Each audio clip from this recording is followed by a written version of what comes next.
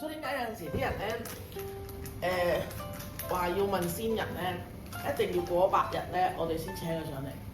點解新墳唔拜？點解有咁多規矩咧？就係因為佢未過晒氣。因為你走咗咧，你第一件事佢走咗，佢要去土地廟度做一樣嘢先，佢要取消咗個戶籍先，取消咗人間嗰個戶口先嘅。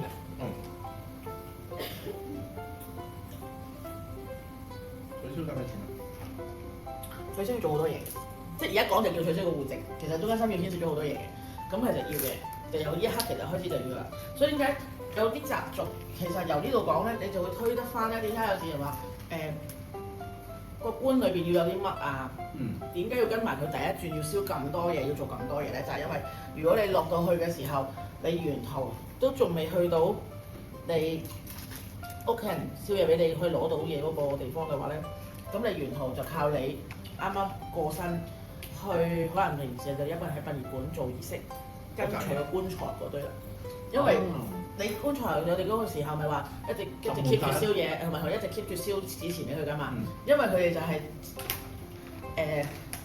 其實可能好多人而家細路仔冇老人家講呢啲嘢。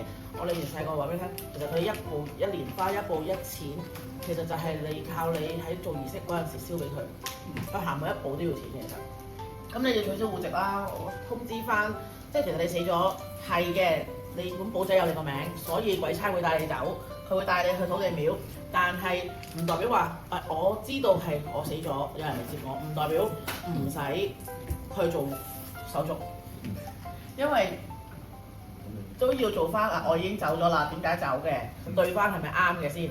咁嗰人嚟接你，鬼差嚟接你都會有機會接錯人噶嘛，咁所以點解一定要佢去到嗰度對翻啲資料啦、戶籍啊、各樣嘢啊，點解走啊？係咪真係咁走啊？